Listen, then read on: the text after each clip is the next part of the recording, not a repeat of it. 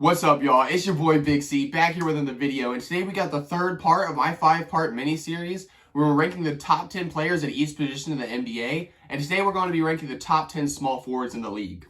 Last night we reached 70 subscribers, so I want to thank all you guys from that because now we're well on our way to 100. So if you guys enjoy seeing NBA content like this multiple times a week, leave a sub down below because it really helps the channel.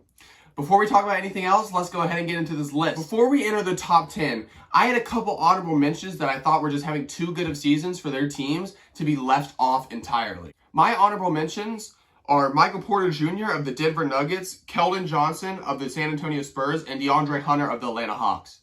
These three young players are all having great seasons and just narrowly missed this list. Coming in at number 10, I had the clamp-down defender from Phoenix, Mikal Bridges. So far this season, Mikal Bridges has been having the best season of his career, scoring-wise and defense-wise, and has been one of the best defenders in the league. This year, along with his fantastic defense, Mikal Bridges has been averaging 14 points per game, 5 rebounds, and 2 assists, while shooting very efficiently from the field at 50% from the field, 40% from the three-point line, and 83% from the line. Along with being the Phoenix Suns' best defender, Mikal Bridges has strung together a couple games this season where he just is hitting every shot he takes and is leading the Phoenix Suns to a bunch of wins. And that has helped the Phoenix Suns have one of the best records in the NBA in the Western Conference. Coming in at number 9, I have Andrew Wiggins of the Golden State Warriors. After being picked number 1 overall, Andrew Wiggins has disappointed a lot of people because his career hasn't been exactly what most people expected from him. But this season, Andrew Wiggins has been a great scorer like always. But this season, Andrew Wiggins has been one of the most effective defenders in the NBA, which is something we've never seen from him before. This has been the first time that Wiggins has been a plus defender in his career. And along with being a great defender for the Warriors this year, Wiggins has also been providing an extra 18 points per game, 5 rebounds, and 2 assists, while shooting 47% from the field, 37% from 3, and 67% from the line. Andrew Wiggins, along with the scoring that we all know he provides nightly for whatever team he's playing on, has also been a lockdown defender for the Golden State Warriors, and along with Draymond Green, he's been able to clamp down some of the best perimeter defenders in the NBA this season. Coming in at number 8, I have the most improved player candidate from the Detroit Pistons in Jeremy Grant. Last offseason, the Detroit Pistons gave Jeremy Grant a $20 million a year contract, and Jeremy Grant is proving that he's well worth $20 million a year, if not more. Jeremy Grant this season is averaging 24 points per game, 5 rebounds, and 3 assists, while shooting 44% from the field, a great 39% from the three-point line, and 88% from the line.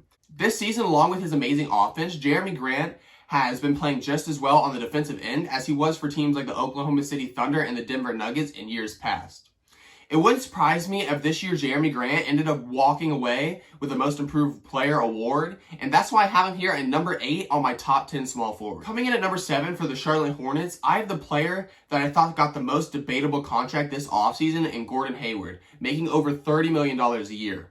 When Gordon Hayward got that contract, many people considered it to be a terrible contract, but what Gordon Hayward has done for the Hornets this season, along with players like LaMelo Ball and Terry Rozier, has just been absolutely fantastic. Gordon Hayward is back to his all-star self, averaging 22 points per game, 6 rebounds, and 4 assists, while shooting 49% from the field, 42% from 3, and 86% from the line.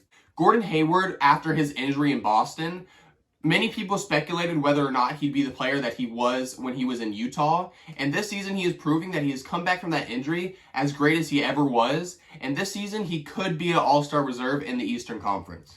Coming in at number 6, I have the player that led the Miami Heat to the NBA Finals last season in Jimmy Butler.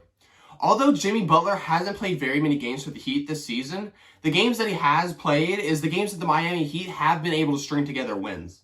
So far, Jimmy Butler has not been averaging all-star numbers this season, but the impact that he has shown for the Miami Heat this season leads him to being in the top 6 on my list.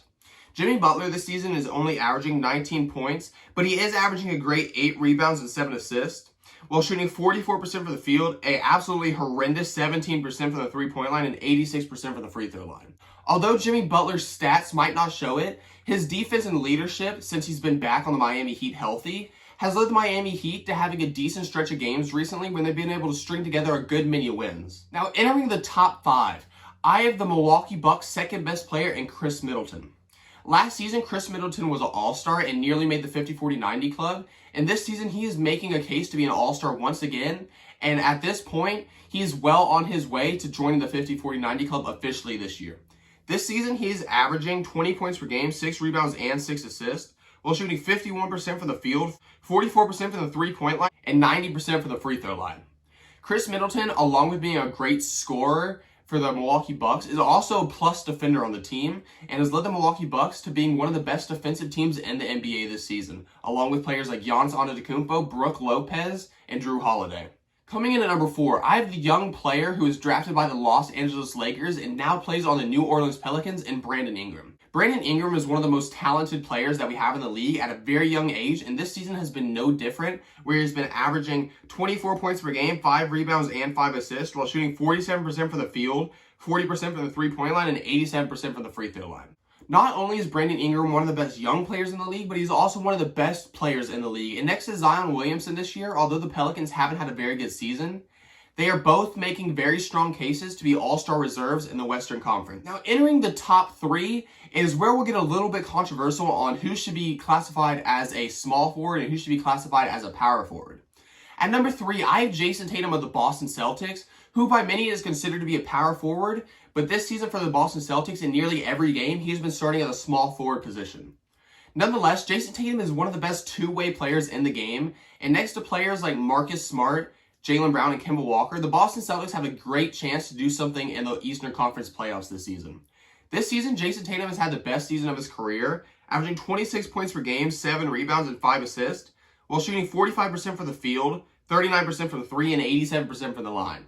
This is by far Jason Tatum's best season of his career, and although the Boston Celtics have had a shaky start, if him and Jaylen Brown can continue to playing at the caliber that they've been playing so far this season, the Boston Celtics will be dangerous when it comes to time for the playoffs. Entering the top 2, I have the claw from the Los Angeles Clippers, Kawhi Leonard. Kawhi Leonard this season has been an under-the-radar MVP candidate, averaging 27 points per game, 6 rebounds, and 5 assists, while nearly shooting 50-40-90 at 51% from the field, 39% from 3, and 88% from the free throw line. Along with these stats, Kawhi Leonard is also who I believe to be the best defender in the NBA and one of the best players of all time. This season, when it's all said and done, Kawhi Leonard will most likely be a top 5 MVP candidate, and the Clippers will most likely be a top seed in the Western Conference thanks to players like Kawhi Leonard and Paul George. Let me get to number 1. To no one's surprise, I have the player who many people consider to be the GOAT in LeBron James of the LA Lakers. LeBron James this season at age 36 is doing things that we've never seen an age 36 player in the NBA do ever before. Thus far into the season, LeBron James is many people's favorites to win the MVP award, and it is well deserved because this season for the Lakers, along with being a top 3 seed in the conference, he is averaging 26 points per game, 8 rebounds, and 8 assists, while shooting 50% from the field, one of LeBron James' highest three-point percentages at 38% from the 3, and 71% from the line. LeBron James is undoubtedly one of the best players to ever do it, and in many opinions, the GOAT. And at age 36, he's just strengthening his conversation to be the GOAT over players like Michael Jordan. Okay, guys, I hope you guys enjoyed the video. Let me know down in the comments below if you would have LeBron James at number 1 on this list, or if you would have another player like Kawhi Leonard. And if you guys enjoy seeing NBA content like this several times a week, leave a sub down below because we are well on our way to 100 subscribers thanks to you guys. I'll be coming at you guys in a couple days ranking my top 10 power forwards in the NBA. So if you guys want to see that, hit the post notifications next to the subscribe button so you guys will never miss an upload. But for now, this is your boy Big C, and we'll see you next time.